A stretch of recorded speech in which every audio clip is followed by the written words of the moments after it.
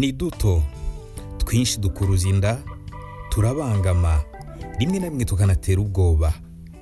Ariko si udusimba dushobora kuba ishingiro ry'amafunguro mu rwego rwo kugaburira abatuye isi mu buryo burambye. Mu mwaka wa 2050 ku isi hazaba hari abantu miliyari 10 bakeneye kurya. Miliyari 10 z'abantu bazaba bakeneye kurya. Umubumbe wacu mu by'ukuri uri kugana habi. Ibi byaba bivuze ko korora no kurya udusimba bifasha mu kubona igisubizo cy'ikibazo cy'ingorabahizi isi yanganye nacyo mu kinyejana cya 21. Ni igisubizo cyatanga umusaruro mu duce duto tw'ibyaro, ariko umunsi umwe uzasanga udusimba turi mu bubiko n'amaguriro ari hafi yawe. Kuri imwe mu nzu ndangamurage zizwi cyane ku isi, Dr. Erika McAllister aratunganya udusimba twegeranyijwe. Ubu mvugira aha, hari udusimba tubarirwa muri quintillion 10 turi hirya no hino ku isi. Quintillion ni umubare munini bigoye kubonera inyito mu Kinyarwanda. Kugira ngo ubone uyu mubare, andika 10 wongereho amazeru 18. Dr. McAllister ntiyemera ko udusimba ari utwo kwigiraho no gukoreraho ubushakashatsi gusa. Utu ni udusimba turibwa, ni ubwoko bw'inyenzi. Ni udusimba duto dufite umubiri muto, ibintu bituma turyoha kandi tugakecagurika. Dr. McAllister ni umuvugabutumwa uri mu butumwa bwo kugaragaza udusimba nk'ifunguro rirambye ry'ahazaza. Ntibitangaje kuko turya ibinyamushongo n'utundi dusimba twatandukanyijwe nabyo. Rero ibi ni nk'ibinyamushongo byo ku butaka, ariko bihora mu bikonoshwa byabyo buri gihe. Mu kwamamaza ibyo guteka udusimba, iyi nzu ndangamurage inategura imigoroba yo gusogongera. Ushobora kudusomeza divayi bitewe n'uko buri kintu cyose kiryoha iyo gisomejwe divayi. Isi kuri ubu ifite ikibazo gikomeye cy'ibiribwa, kandi kurya udusimba bishobora kuba igisubizaho kuba ubunyagasozi nk'uko bamwe bashobora kubitekereza, ngo biri muri kamere ya muntu kuva kera. Basanze ibisigazwa by'udusimba mu musarani w'abantu ba kera wari warabitswe mu byuma bikonjesha. Tuzi rero ko kurya udusimba byari mu muco w'umuntu kuva kera cyane. Uyu munsi abantu babarirwa muri miliyari 2 bahisemo kurya udusimba mu buzima bwabo bwa buri munsi. Amoko asaga 1900 y'udusimba araribwa mu bihugu bigera ku 130. Kandi udusimba kuri ubu turacuruzwa mu biribwa bicuruzwa mu masoko yo mu burengerazuba bw'isi, waba warabibonye cyangwa utarabibonye. Urugero nka shokora. Muri shokora wumva icyanga cy'uduce tw'udusimba tuba turi muri shokora kubera ko tugwamo tugera ahantu hose.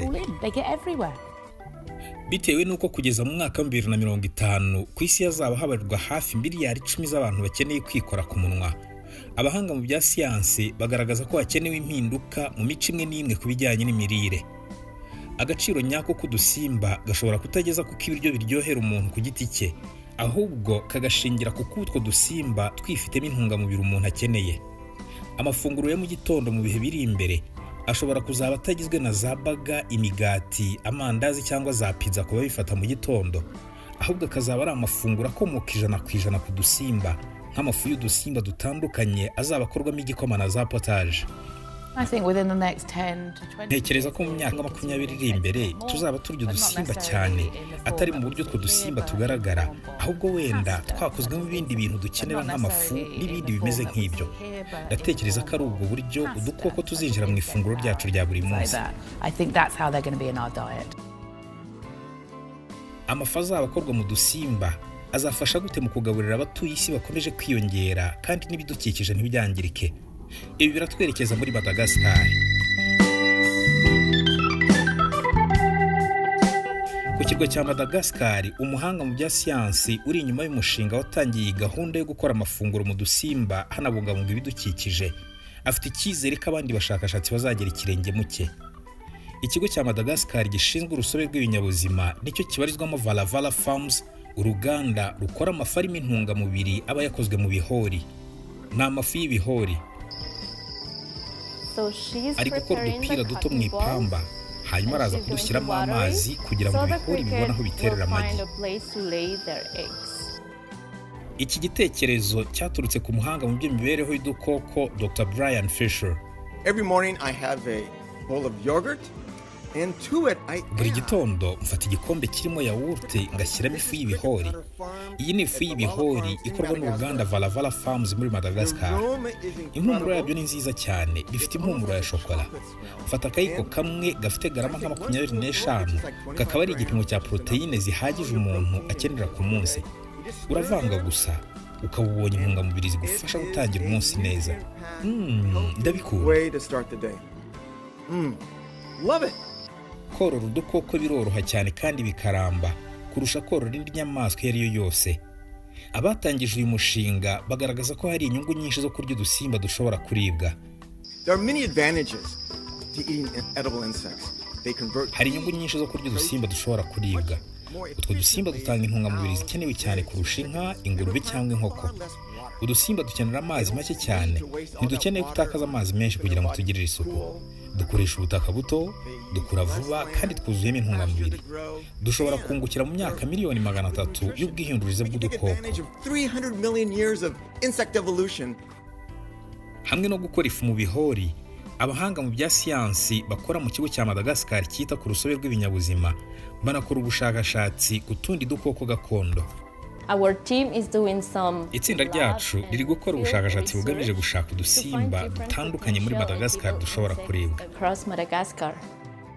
Dr. Brian Fisher yatangiye uyu mushinga mu mwaka wa 2006 nyuma y'imyaka yari amaze yiga ku kibazo cy'amashyamba yari akomeje gukendera muri Madagascar. Ubukana bw'ikibazo cyatewe n'abaturage bashonje muri iki gihugu cyamuguye hejuru. Nashakaga kwiga byinshi ku mashyamba, mbona ubwoko bwinshi bw'udukoko tutari twaravumbuye muri Madagascar. Naje kubona ko abo baturage bashonje badafite ayandi mahitamo. Niba bashaka kugaburira abana babo bikabasaba gutema amashyamba ngo bahingeho ibihingwa bishobora kubafata umwaka umwe cyangwa ibiri.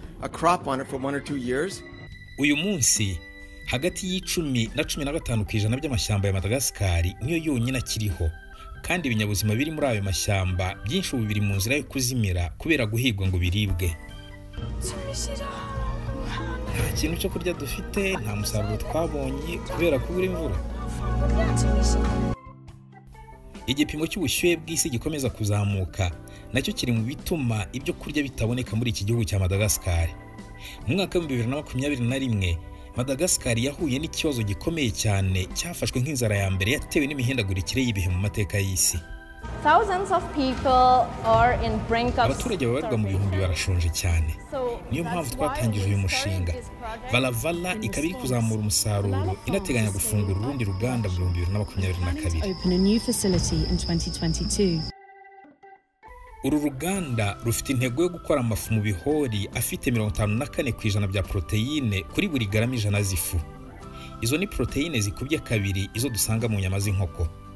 Ayo mafu yatangiye kugeragezwa mu bice bitandukanye muri Madagascar, nko mu bice by'imfubyi, aho ifu yakozwe mu bihori iminjirwa mu gikoma gitekerwa abana, kandi mu mashuri bakigishwa akamaro k'ibihori.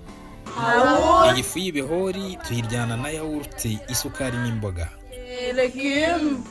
Bumwe mu bushakashatsi bwakozwe muri Madagascar bwagaragaje ko ibikorwa byo guhiga inyamaswa z'agasozi byagabanutse ku gipimo cya 50% nyuma y'uko hatangijwe gahunda yo korora ibihori.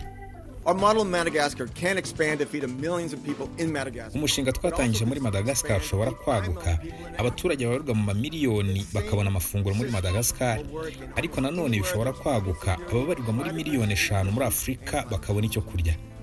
Uburyo tubikoramo buzashoboka aho ariho hose hari ikibazo cy'ibiribwa, ibibazo byo kwangirika k'urusobe rw'ibinyabuzima n'imihindagurikire y'ibihe. Ni igisubizo mu by'ukuri gitanga umusaruro mu duce duto duto tw'ibyaro, kandi umunsi umwe aya mafu azagera mu maguriro hafi yawe. Kuba abantu bamwe hirya no hino ku isi basigaye barya udusimba mu mafunguro yabo ya buri munsi, ibi twabigereranya n'isazi yaguye mu mavuta.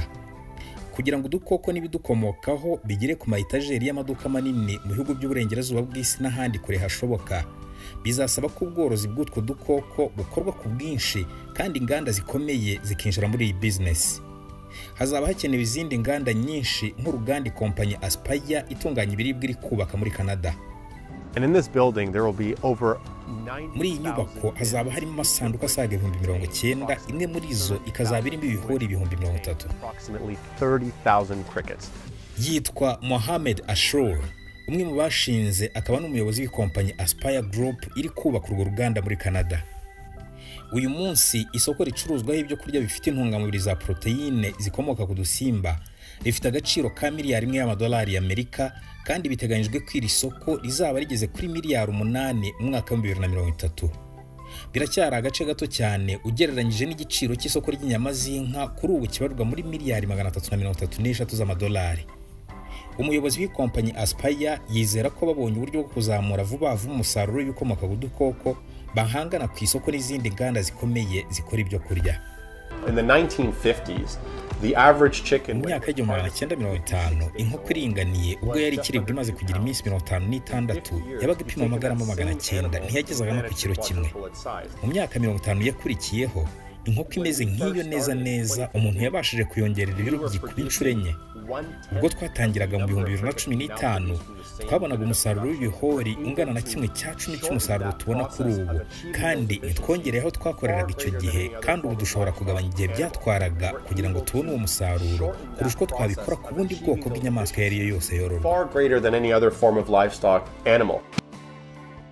Ikoranabuhanga rizaza ku isonga mu kongera uwo musaruro. Ikoranabuhanga rya artificial intelligence rikoresha ubwenge butari karemano rizifashishwa cyane mu kugenzura bya hafi kandi mu buryo buhoraho ubworozi bw'udukoko. When you farm outdoors, you don't control virtually anything. Iyo wororeye hanze ntushobora kugenzura ikintu na kimwe wifashishije ikoranabuhanga. Iyo wororera mu nzu, bitewe n'uko ushobora kugenzura buri kintu cyose kigira ingaruka ku mikurire y'agakoko nk'ubushyuhe, ubukonje, urusaku, urumuri. Ibyo byose bituma ubasha kuvugurura uburyo wororamo, kandi nta koranabuhanga rindi ririho ku isi kurusha iryo.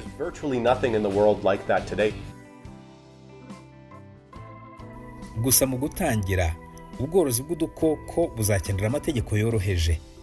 Mu mwaka wa 2021, umuryango w'ubumwe bw'ibihugu by'Uburayi wemereye ikiremwa muntu kurya udukoko two mu bwoko bw'inyenzi ubusanzwe twagaburirwaga inyoni zifungiranye ahantu ndetse n'izindi nyamaswa zirya udusimba. Impirimbanyi zikagaragaza ko iki kizaba icyemezo cya mbere mu bindi byinshi bizafungura isoko ry'ibikomoka ku dukoko. Mu bihugu byinshi byo ku isi, udusimba turaribwa mu mafunguro ya buri munsi. Igishya kuri ubu ni uko turi kubigira ibintu bisanzwe no gushyiraho ibipimo ngenderwaho by'uyu musaruro ufatwa nk'isoko ya proteine. Inzego z'ubukungu zikomeye ku isi nazo ziri gutanga ubundi buryo bwo gukora ubworozi bw'udukoko mu buryo busa nko kugamburuza uburyo bwa gakondo bwangiza ibidukikije kandi butaramba bwo korora. So our first harvest we're expecting to be mid next year. Our facility today that we're building, it's going to Umusaruro wacu wa mbere uteganyijwe kuboneka hagati mu mwaka utaha. Uruganda rwacu turi kubaka ubu ruri ku buso bwa hegitari 5. Ni ubutaka buhagije umuntu yakororeraho inka 3 cyangwa 4. Inka 3 cyangwa 4 bisobanuye ko waba uri kubona umusaruro w'inyama zibarirwa wenda mu biri ibihumbi bikeya zava kuri ubwo butaka. Ariko twe tuzahita tubona umusaruro w'euro miliyoni 12 z'ibihori mu mwaka kuri ubwo buso. million kilograms a year of crickets from 12 acres. Korora no kurya udukoko nanone bifite inyungu mu kugabanya imyuka yongera ubushyuhe mu kirere iterwa n'ibikorwa bya muntu birimo no gutegura amafunguro. Ibihori bisohora 1/2 cy'imyuka ya dioxide de carbone ugereranyije n'inkoko zisohora. Fun fact, crickets don't. Ibihori mu by'ukuri ntibisohora imyuka ya metane. Imyuka yongera ubushyuhe mu kirere bisohora nayo bituma iba ku gipimo cyo hasi cyane. As a result of that. Gusa haracyari urugendo rurerure mbere y'uko ubworozi bw'udukoko buhangara ubworozi bw'amatungo asanzwe n'izindi nganda zitunganya ibyo kurya.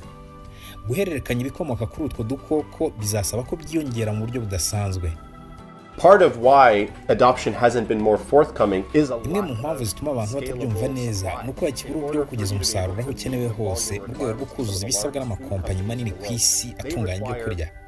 Asaba ibihumbi n'ibihumbi by'amatoni y'umusaruro kugira ngo agemure ku masoko atandukanye ibyo aba yatunganyije. Bivuze ko umusaruro wacu wose waba ari mu bworozi bw'udukoko ukomatanyije uyu munsi. Ntunashobora kuzuza ibyo ayo makompanyi asaba. Udukoko tuvuga dushobora kwisanga mu bindi biribwa byavanywe mu bitanga proteine kugeza no kuri za pizza zimanitse ku mayitajeri y'amaguriro akomeye hirya no hino ku isi. Kugira ngo udukoko duhinduke ikiribwa cy'ingenzi mu mafunguro y'abatuye isi, bizashingira ku bintu bitandukanye birimo imihindagurikire y'ibihe, imitekerereze n'imyumvire. Mu myaka y'1970 kurya ifi mbisi byasaga nk'igitutsi mu bihugu byinshi hirya no hino ku isi, ariko uyu munsi icyo bita sushi ni ukuvuga ifi mbisi kiboneka mu maetajeri y'amaguriro manini acuruza ibiribwa hirya no hino ku isi gitegereje abagifungura. Hashobora nanone kubaho guhindura imyumvire abantu bafite ku mafunguro. Kurya udukoko bikaba ibisanzwe kuri sosiyete zo hirya no hino ku isi. Witeguye gutangira kurya udusimba mu minsi iza? Nitwa Cyprien Ngendahimana.